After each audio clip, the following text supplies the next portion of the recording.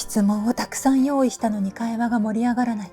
なぜか一問一答になってしまう。そんなことありませんか？皆さんこんにちは、五野へみきです。今回のテーマはインタビューの話し方、中でも深掘り質問の方法です。会話が盛り上がるかどうかはこの深掘り質問にかかっています。ちなみに前回の動画でインタビューが破綻しないリサーチですとかテーマ決めといった準備編をお届けしております。まだ見ていないという方はぜひ概要欄からチェックしてください。今回は本番編です。この動画を最後まで見るとこうなれます。準備した質問をベースに相手のテンションを上げて本音を引き出す深掘り術がわかります。ビジネスの商談ですとか雑談に応用すると相手との距離が縮まるのでおすすめです。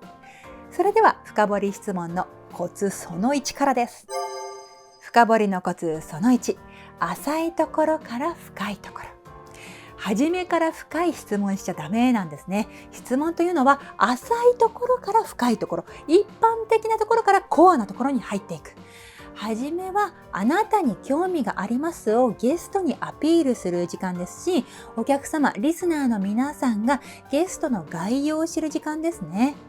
ラジオのゲストとします、とあるインフルエンサー A さんを呼ぶとします。A さんはこんな方です。インタビューのテーマは A さんの YouTube というふうにします。これでいきなりYouTube のやりがいなんですかとか YouTube で一番大変なことは何ですか、こんな風に冒頭から聞いてしまう方いるんですけれども、これはコア質問ですね。いきなり聞かれても言葉に詰まる。ラジオであればまず A さんのプロフィールをインタビュアーから簡単に紹介しますね。それから A さんの YouTube の人気の動画は何で、自分はどの動画が好きなのか、それを A さんと会話しながら伝えていきます。これがあなたに興味がありますっていうのと、リスナーに概要を伝えていく、こういう冒頭になっていくわけですね。それから浅い、広い、一般的な質問に入っていきます。例えば YouTube を始めて何年ぐらいですかとか、登録者10万人になったのはいつぐらいですかとか、 YouTube を続けるのは大変とよく聞きますが A さんはどうですか。こういったゲストがそんなに頭使わずにサクッと答えられる質問が入り口です。それから徐々に深掘りしていきます。深掘りのコツその2、 5W1H。深掘り質問の基本はですね、いつどこで誰が何をなぜどのように、この 5W1H が使えますね。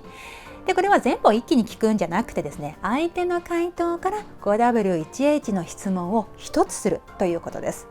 先ほどの YouTube を始めて何年ぐらいですかをゲストに質問したとします。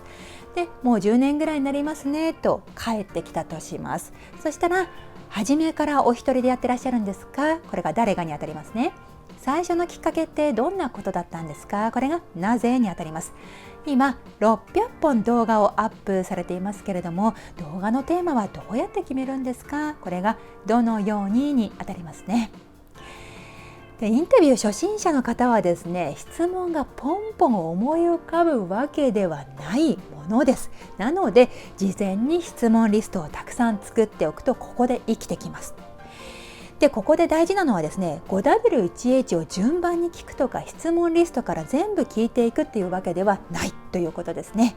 ゲストが乗ってきたら 5W1H の質問を一つします、もう一つします。そしてどんどん関連コア質問に入っていきます。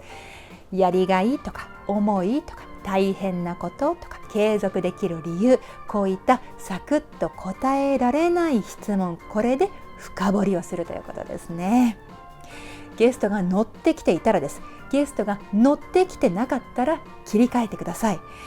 YouTube であれば自分でネタ決めをしていないという方もいますから、短い回答しか返ってこないみたいなことがあります。それ以上広がらないってなったらもう話を変える、プライベートの話に切り替える、そういう切り替えも大事ですね。こだわると深追いになります。深掘りと深追いは違います。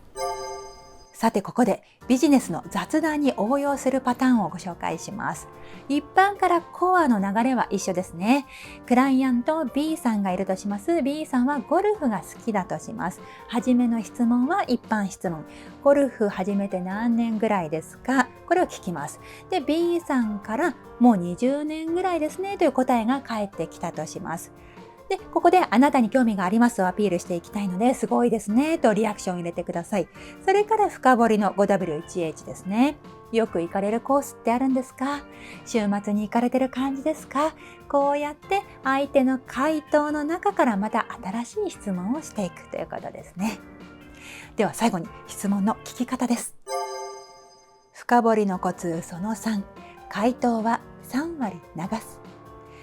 インタビュー初心者の方がやってしまいがちなのが、ゲストの回答に対して毎回ありがとうございますと言ってしまうことですね。もちろんゲストにあなたに興味がありますというのをアピールしていきたいので、リアクションをしたりとか褒めワードを入れていくというのは大事なんですけれども、ありがとうございますっていうのは区切りワードでもあるんですね。だから最後でいいです。ありがとうございますをやめると一問一答から抜け出せます。インタビュー初心者あるあるもう一ついきますね。回答を最後までちゃんと聞こうとしてリズムが悪くなる。これもあるあるですね。一般の話し方本には相手の話は一言一句しっかり傾聴しましょうみたいな綺麗事が書いてあると思いますけれども、ゲストの回答を一言一句覚えておくっていうのは無理があります。イメージとしては7割聞ければ十分、3割は聞き流すですね。インタビューというのは聞き手ファースト、お客様に楽しんでいただくというのが大事なので、リズムとかテンポとかって重要ですね。このテンポ感のイメージというのを例えるとしたら卓球です。来た球をすぐに打ち返す。これでゲストの話を全部聞こうとすると球は卓球台から落ちます。ゲストの回答の文末に自分の質問が重なるぐらいのタイミングで質問する。これがおすすめです。これはね、瞬発力がいりますので、最初は難しいですね。まずは区切りワード、ありがとうございますは最後。これをやってみてください。インタビューもスピーチもトレーニングで必ず上達できます。ラストに補足です。前回と今回インタビューの話し方をテーマにお届けしましたけれども、ラジオでゲストを呼ぶとか YouTube でコラボをするとか勉強会にゲストを招いて自分がホスト役を務める、こういったお客様がいる、リスナーがいるリアルタイムの対話のインタビューの話でございました。インタビューにもいろいろありまして、後から文章にまとめるタイプ、雑誌とかウェブの記事の取材ですとか、これライター的なインタビューの場合はまた違ったノウハウがいりますね。取材のコツも知りたいっていう方はコメントをください。あとは時間の関係で割愛したんですけれども、インタビューであればリアクション術もいりますし、相槌の技術もいりますし、あとは褒めワードたくさん持っているというのも重要だなと思います。インタビューのコツだけで本が書けるなと思うぐらい、深い話ですね。もっとテクニックが欲しいっていう方はコメントください。で、インタビューはやっぱり一番難しいのは一人じゃ練習できないっていうのが一番難しいところだなと思います。私のオンラインサロン五戸美希のスピーチトレーニングサロンはですね、グループレッスンで定期的にインタビューの実践を行っております。この卓球のテンポでインタビューができるようになりたい、そんな方はですね、ぜひ概要欄のリンクからサロンの詳細をチェックしてください。今日も最後までご覧いただきましてありがとうございました。